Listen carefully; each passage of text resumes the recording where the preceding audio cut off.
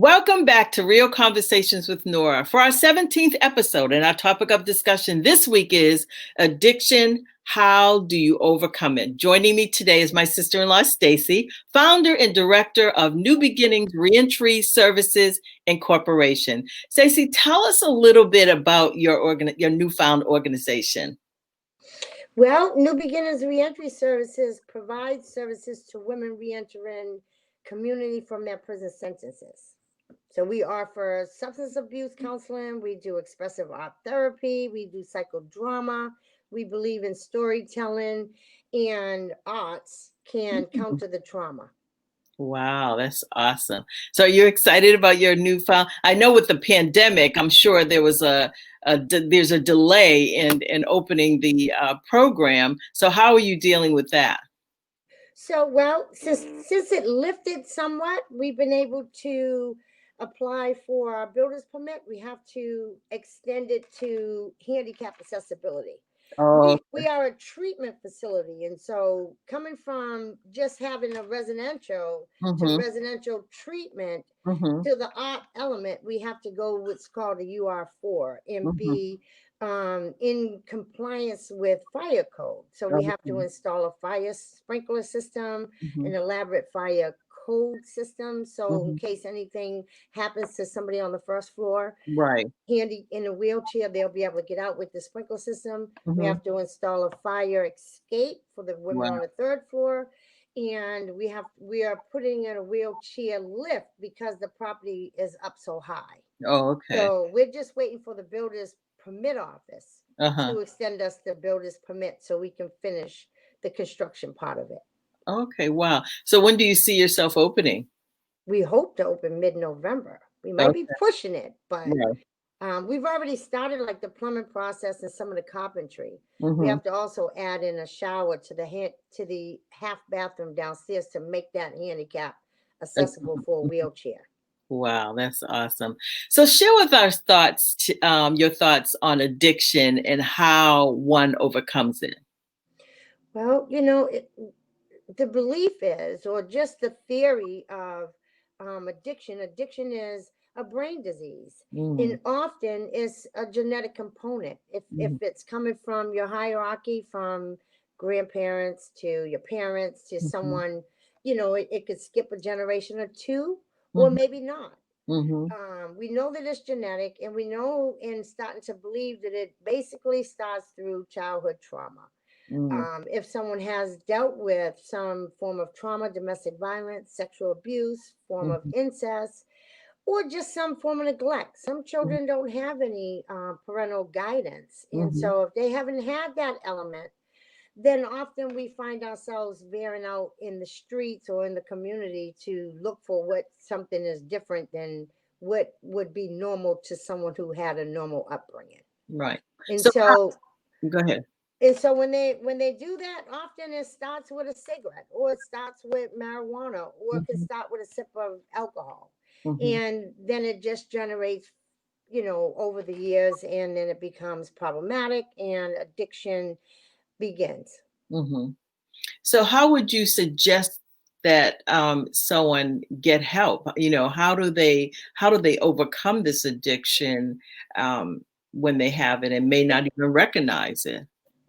Well, that is true. I think that most people, like me, who suffered from addiction, really kind of feels something isn't normal. But Mm-hmm. you just, the addiction part of the brain, the willingness, your Mm-hmm. willpower is Mm-hmm. pretty much um, disintegrated or dissipates when Right. you just don't have that willpower to change. But something inside really wants to help. You just don't know how to navigate it. Right. So, in one world, some people can get it just like that. In Mm-hmm. others, it takes a lot of time and efforts to continue to keep going and keep getting yourself into treatment and Mm-hmm. just try to find the strength. Mm-hmm. Sometimes we say, you get it when you get it, or when some people are just sick and tired of being sick and tired. Right. And It's real. I say it could be a maturated state. Sometimes you just got to get into that matured age where Mm-hmm. you just kind of know that this is not something that you're supposed to be doing. Right, right, In all areas, often we think we're looking for something normal, and right, we can't come from an abnormal experience to look for something normal if we didn't know what normal looks like. right, right, right, right. Okay. So you just confirmed my second question that it is actually a disease, which most people, wouldn't you say most people often don't think it's a disease? They don't, or they don't label it or know how to label it. Talk a little bit about that. So it's hard to fathom that being addicted to substances or alcoholism. I always say that alcohol is probably one of the worst diseases because it really takes control.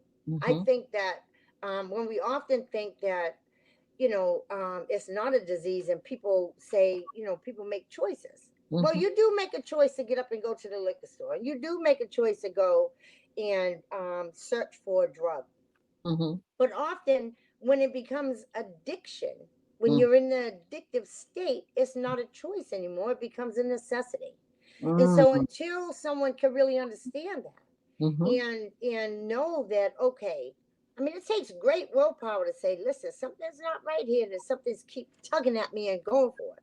But mm-hmm, again, when you cross over the threshold of tolerance in the mm-hmm, brain, mm-hmm. then there's no cutoff, there's Right. no stoppage, there's no blockage. You Mm-hmm, just got to keep going, and everybody just wants to feel better. mm-hmm, mm-hmm, When you're biologically driven or not feeling good, you mm-hmm. just want to feel better. Right, right. So share with the audience the importance of getting help as soon as you recognize the problem, because oftentimes, wouldn't you agree that you recognize there's a problem and you say, "Well, there's not, it's not that serious. I'm just smoking a little marijuana. That ain't that serious." But when you recognize that it's a problem, like you said, you continue to do it. It is no longer a choice for you; it's a necessity for you. Hmm. And so when you really recognize that, share with our audience the importance of when you really recognize it. Be honest, I'm going to let you answer that, of course. Well, I think that drug addiction and alcoholism is so stigmatized that often we don't talk about it enough as a Hmm. mental illness, right? Hmm. And so, who wants to be mentally ill? Right. We've been conditioned so long to believe that mental illness, because we've changed the term, we use specific language, not to say retardation, but it's still embedded in our chemistry of, that's not good. No one should be um, especially for women. No one should be problematic or allow yourself to get to that point where you can't Right. be manageable, right? And so when we become unmanageable, we don't recognize it. We start Mhm. veering out to learn how something different to manage. We Mm. can't manage being an alcoholic or a drug addict, right? Mhm. And so the stigma in itself won't allow you to say, hey, Nora, I need help. Mhm. We don't know how to often do that. We think we're helping ourselves by keeping it a secret and Mhm. hiding different things Mhm. and veering, going to the negative side of people Mhm. that often just live that way of life. Wow, that is so awesome. What is the difference between, share with our audience the difference between a 12-step program and self-help groups like AA and professional addiction or treatment centers? Because there is a difference, isn't there? Or would you say, Well, not necessarily. I mean, most AA and NA programs have the 12 steps okay. program. Now, if you're talking about a spiritual 12 step or religion 12 steps, Mm-hmm. then they don't necessarily go with what the NA or AA process is. So those Okay. would be two different things. There are programs out there that are religious based, and they Mm-hmm. do their religious 12 steps, Right. which would basically be the same thing, but Okay. they have a stronger structure than Mm-hmm. a regular treatment facility. Mm-hmm. New Beginners Reentry Services is fundamentally different than what the normal fundamental programs on either side of religion or Mm-hmm. 12 step based programs are. Mm-hmm.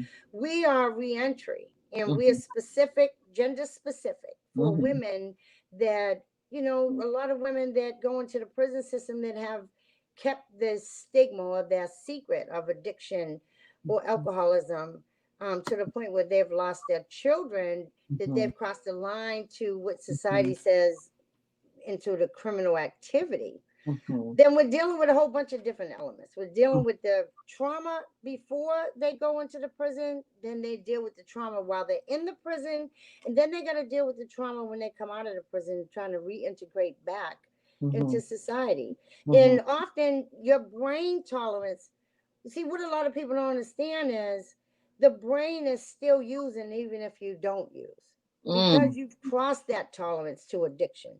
So once a woman enters that phase of coming back into community, her first thought is often, I just want to use, because they Mm. don't want to feel what they have to feel coming Mhm. back out. It's almost like that's their normal, Mhm. right?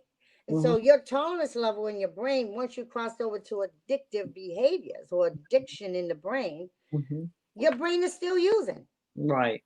No Right. matter how many years you have um, removed yourself from the active use. Mhm. Mhm. What are the key things one must do to have a successful recovery? What is your thought on that? Well, I think is to try to wake up every morning.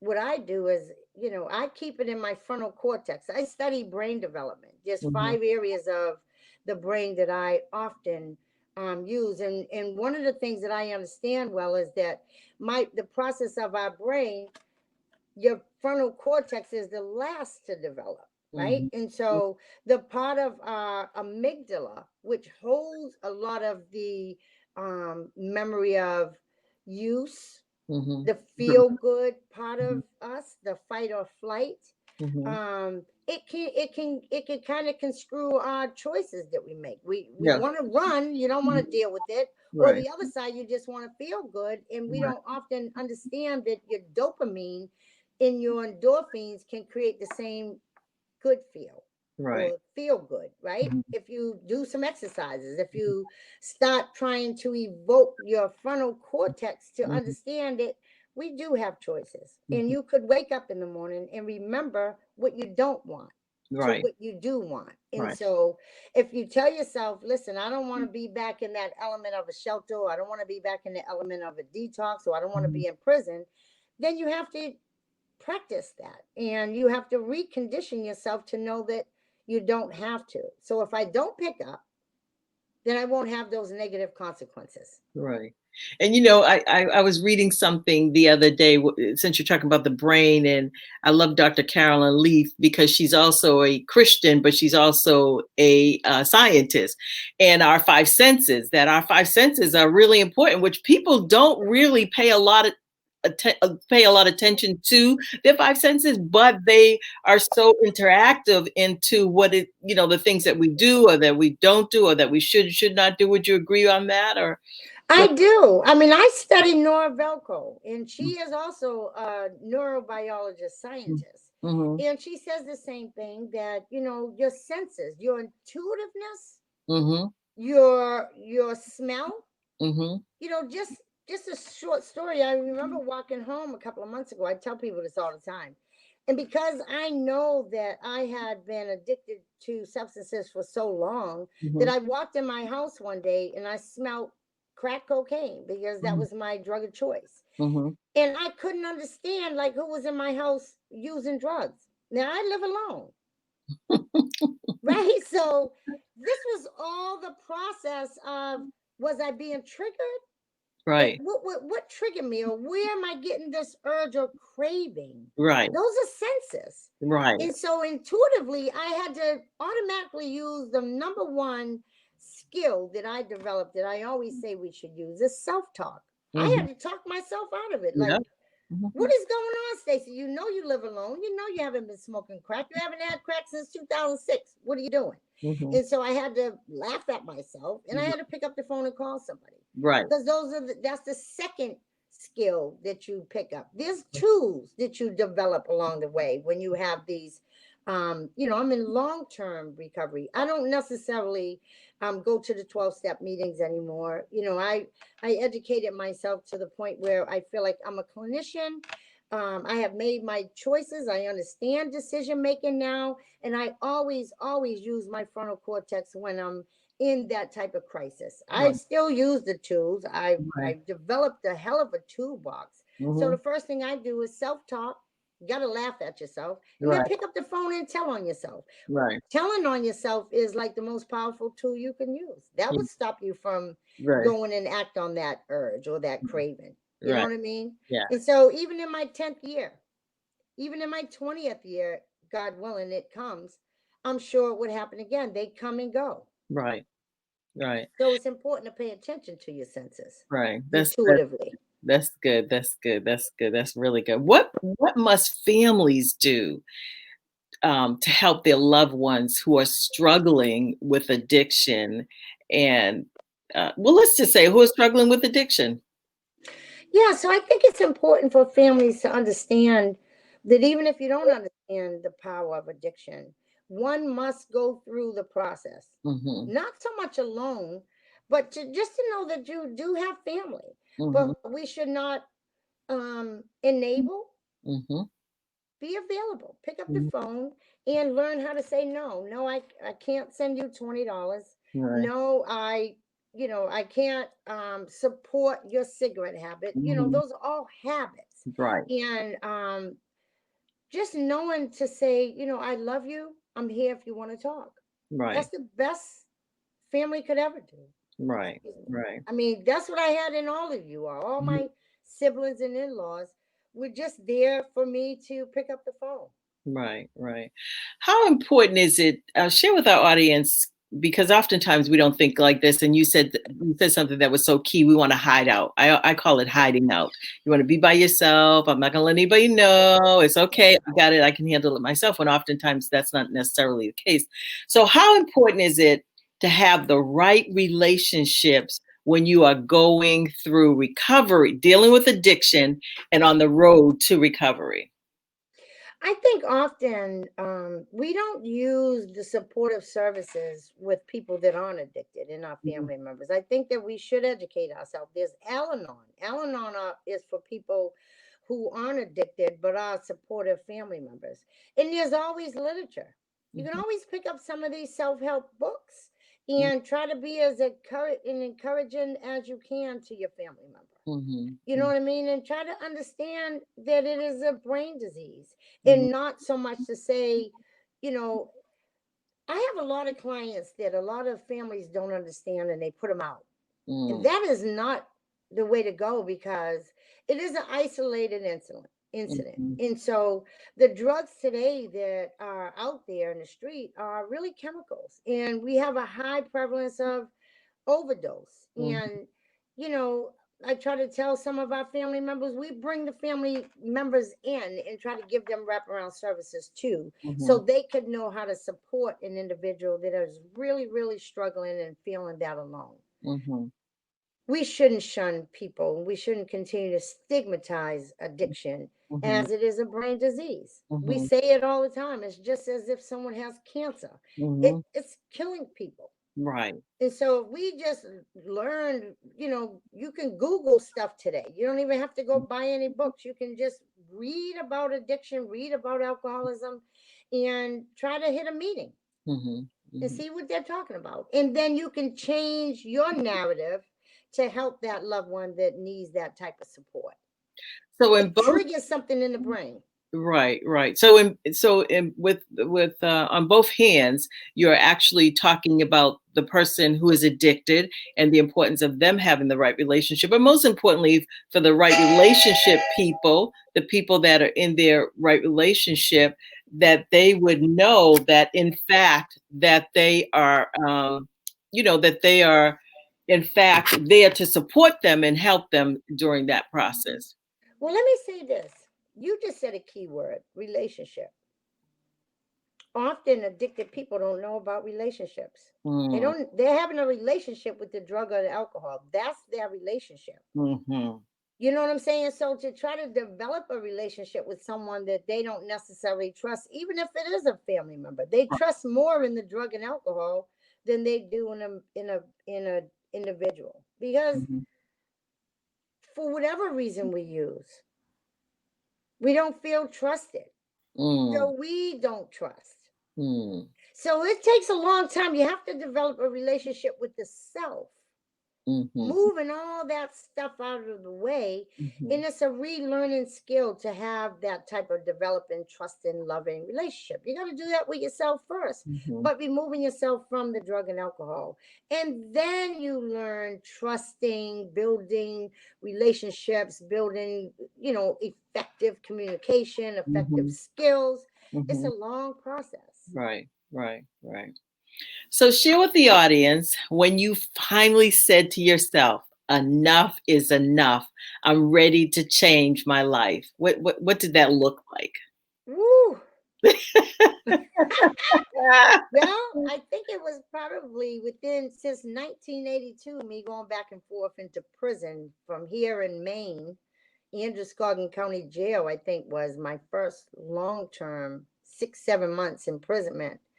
I think I was 18. So it took me a long time. It took me till I was 49 years old Wow. in Framingham to see this young woman that walked in my cell. I mean, it was an accumulative of things that my brain was going through. And Mm, I was sitting there looking at 15 warrants, which meant I had to go through 15 county and superior courts in different counties to, start facing these same judges who, Nora, no one never really asked me what's wrong with you.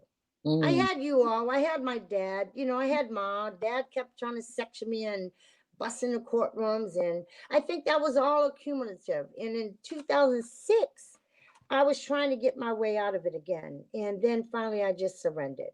And I mm, think that's a big key. This young woman walked in my room in 2008 when I took my sentence. And then she came in and took a sentence. And her name was Kimia Faust. And when she walked in my room, she was highly medicated. mm, Not medicated on her own because she had been sitting in awaiting trial for a manslaughter for almost 4 years. And so the mm, prison medicated her. And mm, I just couldn't process that. I just couldn't process what she looked like. And as young and beautiful as she was, and she was so broken that when I started reading her transcripts and heard her story of being 12 years old and having a sexual violent assault and Suffolk County House of Corrections prosecuting the gentleman that assaulted her. I couldn't imagine this. She was 12 at that time. Her appearance appeared to be 12 when she walked in my cell. wow. And so when I really looked at myself and said, this is it. This is what's happening to us. And they're incarcerating us. So at 29 years old, she was attempted to be sexually assaulted again. And the man hit her upside the head, a man that she trusted, she was about to get high with. And he hit her upside the head with a 2x4. She stabbed him with a butter knife. He hit her again with a 2x4. She stabbed him again. And unfortunately, he lost his life. Mm, And the state went to prosecute her, and the plea deal, the plea game of offering her um, a 19 to 20-year sentence for manslaughter, or you get a natural life sentence for murder. mm, And I said, this is totally unacceptable. And then when I got myself into a couple of the programs, another woman in there who's serving life, Angie Jefferson, guided me into some of the programs. The bottom line is I couldn't get out of jail. I had a right. 3-year sentence, and I might as well take advantage of whatever they had to offer, and that's what I did. And I Wow. had these two fabulous women who were, Kimia came out of that um, medication and got off that medication and guided me and taught me how to laugh. Her and Angie taught me how to play baseball. They taught me how to come outside of myself and really kind of gave me the love and nurturing that I was seeking outside of everything. Mm-hmm. And um, so that's how I made the decision. I was able to get a point of my life where I said, okay, I could see clearer, I could hear some things, Wow. and I was really disrespecting my sisters, who some of them would never come home by me Mm, going in and out. And right. I matured, and I made a decision to come out of that prison and develop New Beginners Reentry Services and get a house, a residential program, Mm-hmm. so we can bring our sisters home. And for the past 10 years, that's what we did. And we now have a house, and I named it Kimmy's house after my cellmate that I left behind in prison. Wow. Wow, that is so, so awesome. Well, Stacy, I want to thank you for being our guest today on Real Conversations with Nora. Are there any last minute comments that you would like to share with our audience? Yes, we ran into a little bump hole, so I'm hoping that we're really spending out our funds that we raised for the sprinkler system. We found a lot of water damage in the basement, and we have to seal it and Mhm. get it structurally sound. So we're hoping that we can continue to fundraise. Our Mhm. website is www.newbeginners reentryservices.org, and we have a GoFund page and ActBlue and PayPal on our website. So if your audience can go and send us some donations, that would be great. Right. We What's can your open up PayPal? What do they do for PayPal? Where do they go in PayPal? the PayPal. All of the three, ActBlue, PayPal, and GoFund, are on our website. Oh, Or okay. they could just Google New Beginners Reentry Services, and everything should pop right up. Okay, good. Give us your website one more time. www.newbeginningsreentryservices.org. Good. Well, once again, I want to thank you, Stacy, for your insight on our topic today.